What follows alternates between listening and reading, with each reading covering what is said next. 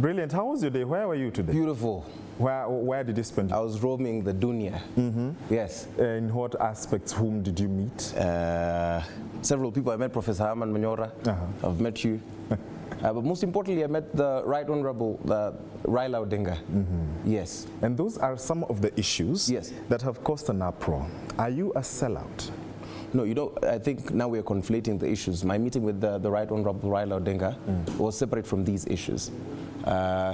It was a rather insightful meeting, and I'm very happy that I have met him, and I hope that this is the beginning of a journey of understanding where our politics comes from and where it's at, some of the nuances that I never got the chance to understand. I see you've pulled up that beautiful photo. It was, for me, it was a long-time dream of mine, because I acknowledge Right Honorable Raila Odinga's contribution to our democracy, to the things that he's done to our election laws. And I'm looking forward to having very interesting discussions with BAMBA to understand what his handshakes, what has always inspired his handshakes. He gave me a bit of perspective with regards to his most recent handshake with President Ruto. What did he tell you? What was the discussion like? I mean, I'll divulge this in good time, but it's something that I'm still trying to understand. I'm looking forward to, we spoke a bit about our Gen Z movement and his constitutionalism. Unfortunately, just when we were just starting to get to where Kenya is politically in this dispensation, he had to rush for a meeting. So he rescheduled and gave me another date. And I think this is the beginning of political education from the actual players, which I've never shied away from saying, that I'm organizing to take political power, and who to learn from, better to learn from than the people who are actually part of the political scene. Yes, and to your question, am I a sellout? No, I'm not. So why do you think Kenyans have so much rage? Even when you put the post that you were coming, you know, they even said, why are you hosting a sellout? Why do you think there is so much outrage against you? You know, I think Kenyans want to peddle sensationalism. They do not want to do anything based on facts, and that's totally fine. That's upon them. However, it's also, I'm also just a man, and I will go where I am respected, where I am needed, not where I am tolerated. That's one of the things which these past 4 months have taught me, especially being in this movement, because Kenyans have put me in a rather awkward position where I will fight on the front lines and it will still not be good enough. Remember, 4 months ago, nobody knew me. People are threatening me with deplatforming as though I care. I had 400 followers on a platform like X, and that's why the other day I was telling them, I need all of you to unfollow that thing, because X was my place where I used to go and study philosophy, mathematical concepts, and just dabble with the sciences. Now I have to dumb down my posts so that they are consumable. I can't even use sarcasm on this page. So I was saying, reduce it, deplatform it. And I thought they were going to deplatform the whole thing by now. They're still following. And I said, I will not subject or submit myself to a movement that wants to own me when it is convenient for them. Okay. It cannot be that these are the same people who will make fun of my mental health and call me, they call me all sorts of vile things about my mental health. They will joke about suicidal experiences. They will see me go to the streets and say that I'm a government project, despite me never missing any single protest. They will see the state attempt to take away my life 4 times, while we are protesting a very key issue. When we were saying that we wanted the entire presidency to go, they reduced the conversation when it came to me to a simple marathon. I cannot, by Jove, submit myself to such a vicious people. And that's why now I was called nothing. Now when Nane Nane failed, when they refused to show up on the streets, because this protest did not fail, because we did not have people. If Kenyans wanted to come to the streets on Nane Nane, they would have come, and it would have been a success.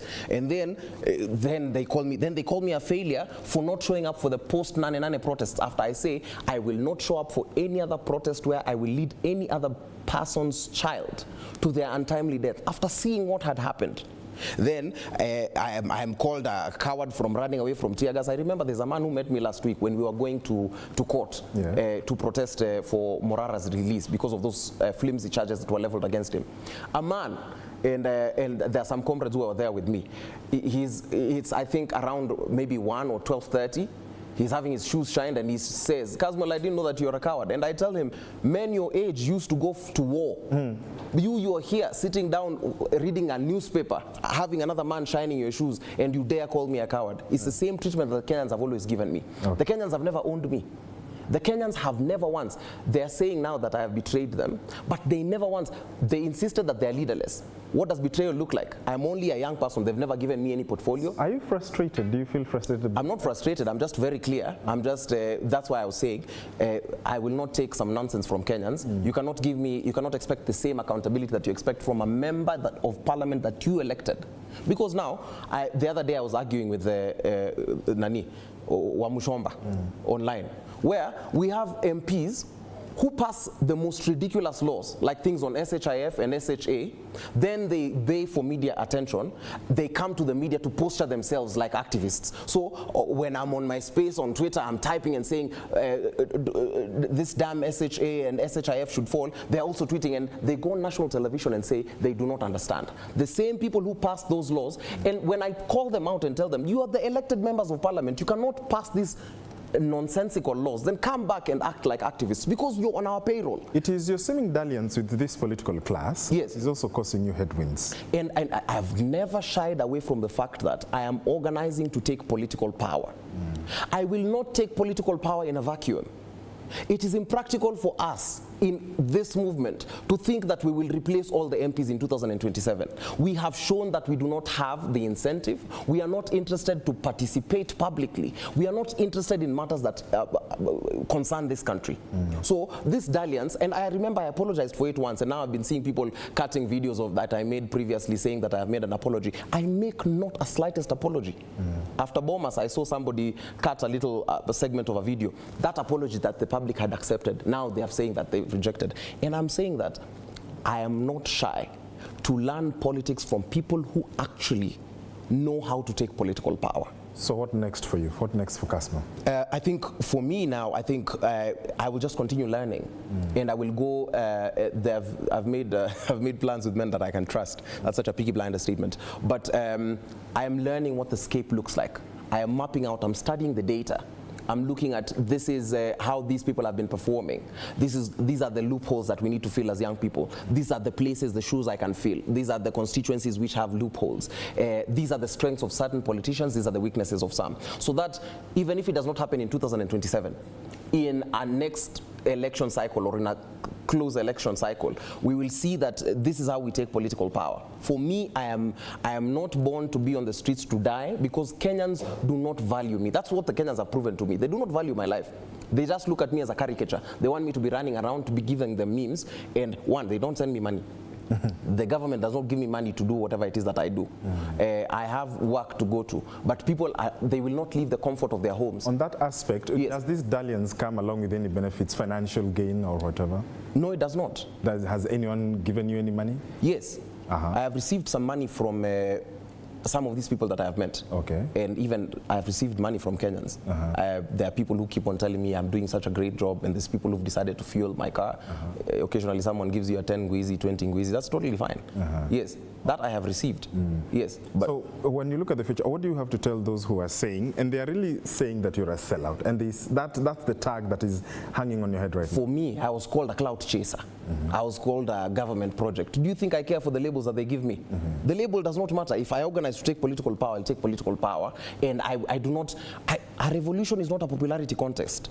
I'm not here to be liked. I'm not here to be a celebrity. Okay. I am here to try and change what leadership looks like. And this is the thing which, now recently, these people have been trying to blow up my phone, but they have the wrong number, and I'm really sorry. Because even sometimes I feel so sad that it does not get to me that you kusalimiwa and whatnot.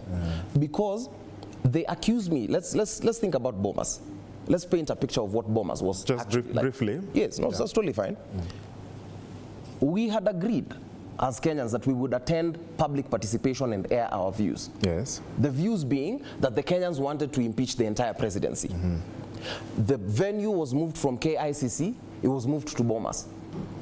I went to Bomas, and I get into Bomas and I encounter a lot of pushback. I'm wondering what kind of crowd is this?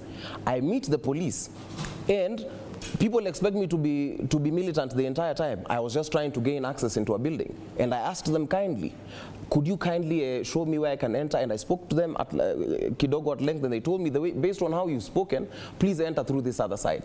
I was guided to that other side, and at some point, I get into the hall. And if you are at Bomas, which a lot of these Kenyans were not, you understand that that climate was really, you could not be using your phone. So somebody tells me that ule jenzi mwingine amepigwa. And now I came to learn after I had left Bomas that Morara had been beaten. I got onto, I listened to the ground and asked, what's happening here? Okay. A lady pointed out and says that, oh, na ule jenzi mwingine, he has come to, sikuwa amekuja kuharibu, tuta deal na vile deal na ule mwingine. So I ran into a VIP thing, and then I speak with one of the MPs who were there, and they were like, oh yeah. I told them I'm afraid. They kept my phones with their security person, okay, and they invited me to dais. So I keep on asking Kenyans, this thing that they're accusing me of, where they said I walked into Bomas in a GK vehicle. I wore a very conspicuous tuxedo. I'm a very hard man to miss. I can be many things, but I am very elaborate in my dressing. Okay. How then are there no videos of me entering Bomas? There are videos of me leaving Bomas, and I was escorted by the young men who thought that I was coming to advance a different agenda. And this is what I'm saying. This whole intolerance that we want to advance as Kenyans, I said I will not be party to. I've actually said this on record, that I will pursue the most peaceful method, the most self-sustaining method, and this includes dialogue. And this might sound very controversial. I intend to use diplomatic methods. Okay. So in pursuing police reforms, I will use dialogue. Until a point where dialogue fails, that is when I will go to the 5 streets. seconds. So to the political class, yes, I will use dialogue. To the point where it does not work, I will go to the streets. To the Kenyans, I will use dialogue. Then we see how to advance this. So this question, I think if you are listening to me in this interview, and I feel... I have been listening. Yes, because we are pressed for time, the answer should have come out. Yes, the answer should have come out, because now I would ask you, what is the classification of a sellout? You cannot call me a sellout if you never owned me in the first place, and that's why I've said I will only go where I'm respected and needed, not tolerated. So this whole sham that we are propagating on social media, where now people want to play tribal cards, people want to do all these kinds of things. If you want a leader who can be accountable to you, you have to invest and own that leader. You said that I was not your leader. You cannot call me a sellout for pursuing things, because I have a people that I had abstained from meeting. I have a home. I have a home base that I said, let me stay away from this home base a little, because I want to see if we can advance a totally different agenda. Brilliant. Now the people from my home base have called me, and they are happy to be with me, and I am truly happy to be with the people of my home. Okay. I'm truly happy to work with all the youths. I'm truly happy to unite the youth under a particular banner. But what I will not do is keep on risking my life for ungrateful Kenyans. Thank you indeed. That has been Kasmuel McOure, an activist. Thank you so much for joining us on the program. That's the time we had for you. Thank you so much. We look forward to having this conversation. Thanks. In the future. Yes. Brilliant. I am George Maringa. We are taking a short break. When we come back, we will be having that conversation on the impeachment motion with Professor Herman Manyora. Stay with us. We're back in a few minutes.